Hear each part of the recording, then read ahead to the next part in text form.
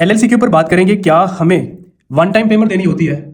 मतलब अगर हम एलएलसी बनवाते हैं तो क्या हमें सिर्फ और सिर्फ वन टाइम पेमेंट देनी है, इसके अलावा जिंदगी भर हमने कुछ भी नहीं करना? इस चीज के ऊपर हम बात करेंगे, क्योंकि लोग मैसेज करके बोल रहे होते हैं कि आप तो कह रहे हो ये करना है, वो करना है, ऐसे करना है, वैसे करना है, लेकिन हमने लोगों से बात की है, मतलब कुछ सर्विस प्रोवाइडर से हमने बात की है, वो तो कहते हैं कि सिर्फ वन टाइम पेमेंट है, इसके अलावा जिंदगी भर आपने कुछ भी नहीं करना। ये काफी इंपॉर्टेंट वीडियो है, आप में से बहुत सारे लोगों के पास एलएलसी है, तो ये वीडियो देखिएगा ताकि आपको पता चले आपके पास जो एलएलसी है उसका एनुअल एक्सपेंस क्या है, या आपने किन किन चीजों को मेंटेन करना है, आपको इनका पता होना चाहिए। बहुत सारे लोग मैसेज करके वन टाइम पेमेंट के ऊपर बात कर रहे होते हैं। देखिए, जो लोग आपको ये बोलते हैं ना कि वन टाइम पेमेंट है, उनका सिर्फ और सिर्फ जो मकसद होता है कि एक दफा आप उनसे एलएलसी बनवा लें, उसके बाद वो आपको ब्लॉक कर देंगे, बाद में जो भी होता रहे वो आपके ऊपर है। और मोस्टली केसेस के अंदर आपकी जो एलएलसी है वो लीगल वे में तो वो बनाएंगे नहीं, तो वो बाद में गायब हो जाते हैं, नजर ही नहीं आते। आप में से बहुत सारे ऐसे लोग हैं जो ये वीडियो देख रहे हैं, आप बताएं जहां से आपने एलएलसी बनवाई है कोई आपको रिप्लाई करता है? बहुत कम केसेस के अंदर कोई बोलेगा हाँ जी मुझे कोई कर रहा है, अदरवाइज कोई किसी को रिप्लाई नहीं करता। मतलब काम कर देते हैं, उसके बाद गायब हो जाते हैं। तो वो लोग बोलते हैं जी वन टाइम पेमेंट है, क्योंकि उनका जो मकसद होता है वो यही है कि एक दफा इनसे पैसे निकलने चाहिए, हमें मिल जाए, हम काम करके इनका बेड़ा गर्क कर दें, इनको ख्वाब दिखाएं और बोले कि वन टाइम पेमेंट है। और सबसे ज्यादा जो ये वन टाइम पेमेंट का जो रोला डाला हुआ है ना, ये काका जी ने डाला हुआ है, और आपको काका जी का पता है। तो एलएलसी वन टाइम पेमेंट ऐसा कुछ भी नहीं होता। तो आप किसी भी स्टेट की एलएलसी बनवाते हैं तो मोस्टली केसेस में आपको रिन्यू करवाना होता है। जैसे ज्यादातर लोग करते क्या है, या तो फ्लोरिडा की बना रहे होते हैं, फ्लोरिडा है, या उसके बाद टैक्सेस है, तो टैक्सेस की रिन्यूअल फीस $0 है, लेकिन आपको यहाँ फ्रेंचाइज टैक्स रिपोर्ट सबमिट करवानी होती है। अगर आप नहीं करवाते आपकी एलएलसी इनएक्टिव हो जाएगी। और अगर फ्लोरिडा है तो इसकी जो रिन्यूअल फी है $138 है एनुअल, आपने ये रिन्यू करवाना है। अगर आप नहीं करवाते उसके बाद $400 आपको पेनल्टी पड़ेगी। सिर्फ एलएलसी की बात कर रहा हूँ। उसके बाद अगर एजेंट आपका परचेज होता है तो 1 साल के बाद आपने एजेंट भी रिन्यू करवाना है। और अगर आपका यूनिक एड्रेस परचेज होता है तो 1 साल के बाद आपने ये भी रिन्यू करवाना है। तो वन टाइम कहां हो गई ये पेमेंट? आप पहले पे कर रहे हो, उसके बाद आपने एनुअली बेसिस के ऊपर चीजों को देखना है।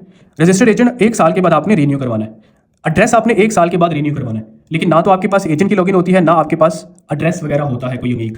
तो जब आपके पास एजेंट और एड्रेस की लॉगिन होती नहीं है तो फिर मतलब आपने इसको रिन्यू करवाना नहीं है, ठीक है? फिर आपके लिए वन टाइम हो सकता है कुछ केसेस के अंदर। उसके बाद हर 3 मंथ के बाद आपने सेल टैक्स नील रिपोर्ट सबमिट करवानी होती है। बट ये कि आपके पास जो सेलर परमिट होता है वो होता है फेक, या आप लोगों को दिया नहीं जाता, तो फिर सेल टैक्स नील रिपोर्ट भी सबमिट नहीं होती। तो हो गया वन टाइम, ओके हो गया। उसके बाद आते हैं एलएलसी। तो एलएलसी बहुत सारे लोग बोलते हैं जी टैक्सेस की जो एलएलसी है वो सेल टैक्स फ्री स्टेट है, तो हमें यहाँ पैसे क्यों देने हैं? या सेल टैक्स फ्री स्टेट बोलते हैं या टैक्स फ्री स्टेट बोलते हैं। तो भाई कोई टैक्स फ्री स्टेट नहीं है ये, यहाँ पे पर्सनल इनकम टैक्स नहीं है, बट यहाँ एनुअल बेसिस के ऊपर आपने फेडरल पे करना है। आपने फेडरल इनकम टैक्स यहाँ पे करना है एनुअल बेसिस के ऊपर। और एनुअल बेसिस के ऊपर इसकी रिन्यूअल जो एलएलसी रिन्यूअल फी है ना वो $0 है, लेकिन आपने फ्रेंचाइज रिपोर्ट सबमिट करवानी है। और अगर आपके पास रजिस्टर्ड एजेंट हो ना टैक्सेस का, तो एजेंट की तरफ से आपको $100 की इनवाइस आती है, मेल आती है कि मैं आपकी एनुअल रिपोर्ट सबमिट कर देता हूँ, आप मुझे $100 पे कर दो। आप लोग बोलेंगे फ्रेंचाइज का तो कुछ भी नहीं होता, लेकिन जहां से करवाओगे वो सर्विस चार्जेस आपसे लेगा, याद रखना। अगर आपको खुद आती है तो आप करें। तो वन टाइम यहाँ ऐसा वैसा कुछ नहीं होता। आपने हर 3 मंथ के बाद अगर आपका रियल वे में काम हो ना, रियल वे में जिस तरह आपका काम किया जा रहा है ना, उस तरह वन टाइम ही है, क्योंकि आपकी एलएलसी किसी काम की नहीं है, किसी खाते में नहीं आती, वो आपको पता ही कुछ नहीं है।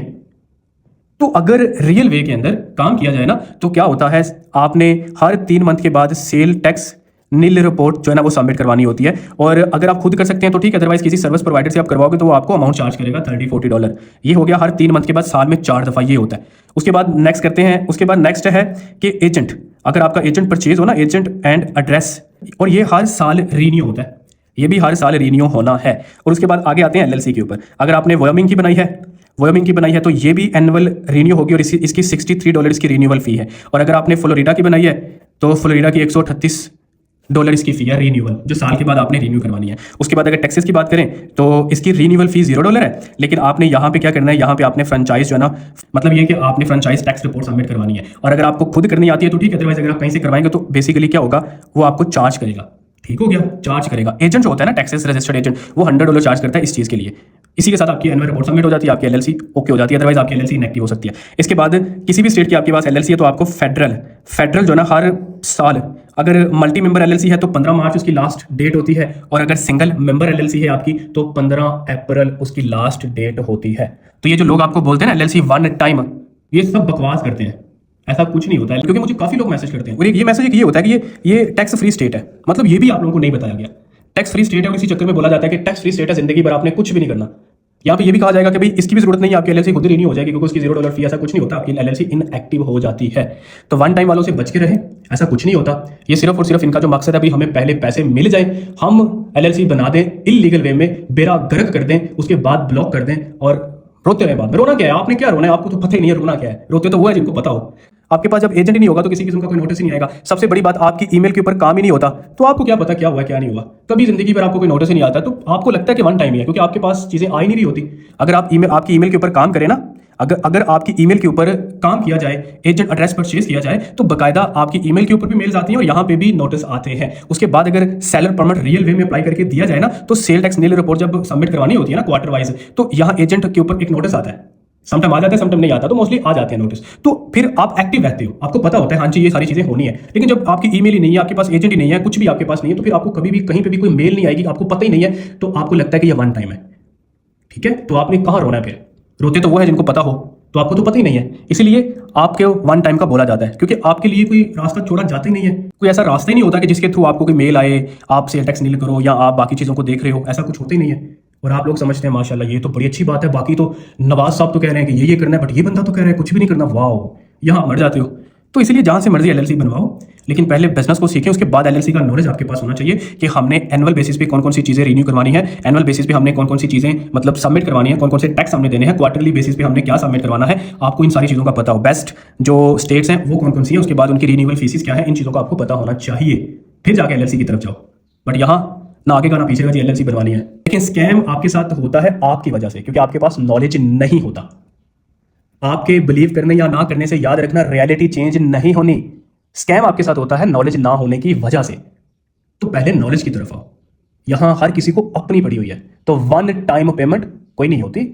आपने पहले पे करना, सारा काम करवाना, उसके बाद हर चीज को आपने देखना होता है। अदरवाइज पेनल्टी के नोटिस आते हैं, आप बोलोगे तो मैं शेयर करूंगा। जो सेल टैक्स नहीं ना सबमिट करते, तो उनको नोटिस $1500 की पेनल्टी होती है। इवन के कुछ लोगों को $250, $3000, $3600 की भी पेनल्टी आती है। आप बोलोगे तो मैं नोटिस आपके साथ शेयर कर दूंगा, ये कौन सी बड़ी बात है। बट आप लोगों के पास नोटिस ही नहीं आते। माशाल्लाह, कितने मतलब क्या बात है। स्टेट तो आपका बेसिकली रिश्तेदार है, कहता है कोई बात नहीं हमारे रिश्तेदार हैं, क्या भेजने इनको नोटिस। ये शहजादे हैं सारे, तो शहजादे बेसिकली काका जी ने बनाए हुए हैं। तो आप सब शहजादे हो माशाल्लाह।